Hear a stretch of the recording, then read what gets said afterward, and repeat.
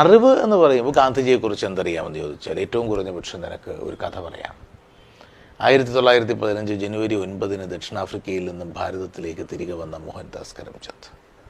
മഞ്ഞുമൂടിക്കിടന്ന കാശ്മീർ മുതൽ കാൽമുനമ്പായ കന്യാകുമാരി വരെയുള്ള സഞ്ചാരം ഇന്ത്യയെ കണ്ടെത്താനായിരുന്നു.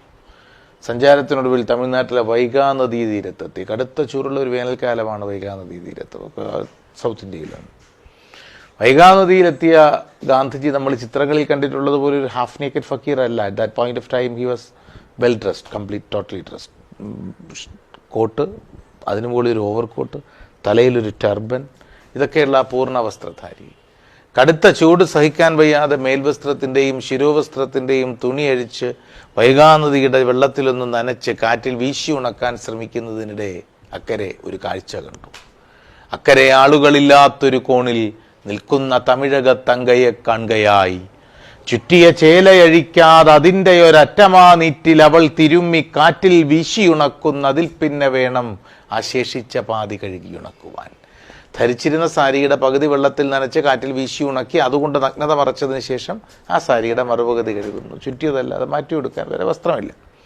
ഞാൻ ആ 1ാം റാങ്കുകാരനോട് പറഞ്ഞത്, ഈ നമ്മുടെ പ്രോഗ്രാം കാണുന്ന കുട്ടികളോട് ഞാൻ പറയുന്നു, ഗാന്ധിജിയെക്കുറിച്ച് എന്താ അറിയാം എന്ന് ചോദിച്ചാൽ അറിവ് എന്ന കലയുടെ വ്യവക്ഷേപത്തിലൂടെ നോക്കിക്കാണുമ്പോൾ പറയേണ്ടത് ഫാക്ച്വൽ ഇൻഫർമേഷൻ അല്ല, മറിച്ച് അക്കരെ ആളുകളില്ലാത്ത കോണിൽ നിന്ന് ആ തമിഴക സ്ത്രീയുടെ വൈവശ്യതയും നഗ്നതയും കണ്ട് തൻ്റെ മേൽവസ്ത്രത്തിൻ്റെയും ശിരോവസ്ത്രത്തിൻ്റെയും തുണിക്കഷ്ണങ്ങൾ ചുരുട്ടിയെടുത്ത് അങ്ങേക്കടവിൽ ആ പെങ്ങൾ നിൽക്കുന്നിടത്തേക്ക് ഒഴുക്കിവിട്ട ഒരു മനുഷ്യൻ്റെ പേരാണ് ഗാന്ധിജി. അതറിവാണ്, വേണ്ട, അത് പറയണ്ട.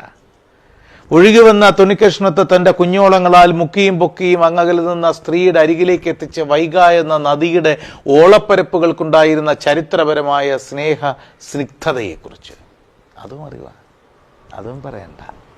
ഇത് രണ്ടും പറഞ്ഞില്ലെങ്കിലും ഒഴുകി വന്ന തുണിക്കഷ്ണം ഇങ്ങനെ കയ്യെത്തി പിടിച്ചെടുത്ത് നെഞ്ചോടടുക്കി പിടിച്ചു നിന്ന് വിതുമ്പിക്കരഞ്ഞുപോയ ഒരു ഇന്ത്യൻ സ്ത്രീയുടെ കണ്ണുകളിൽ നിന്ന് അടർന്നു വീണ കണ്ണുനീർ തുള്ളികളിൽ ഉയർത്തിക്കാട്ടപ്പെട്ട വേദനയുടെ, നഗ്നതയുടെ, ജീവിത നൈരന്തര്യതയുടെ കണ്ണീർ മഞ്ഞുഗോപുരങ്ങൾ കണ്ട് തപ്തവും സ്തബ്ധവുമായി പോയ ഒരു മനസ്സോടെ ഇന്ത്യൻ സ്ത്രീകളുടെ നഗ്നത മാറുന്ന കാലം വരെ താൻ ഇന്നു മുതൽക്ക് മേൽവസ്ത്രം ഉപേക്ഷിച്ച് അർത്ഥനഗ്നനായിത്തീരും എന്ന് ശപഥം ചെയ്ത ഒരു മനുഷ്യൻ്റെ ഹൃദയമിടിപ്പിൻ്റെ രസതന്ത്രമുണ്ടല്ലോ, the chemistry of a human heartbeat. അതാണ് അറിവ്. മറ്റത്